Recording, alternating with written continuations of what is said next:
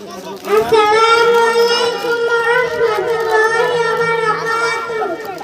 আমি এতিম হয়ে কাঁদি না কেন তোমরা বলতে পারো। এতিম হয়ে কাঁদি না কেন তোমরা বলতে পারো।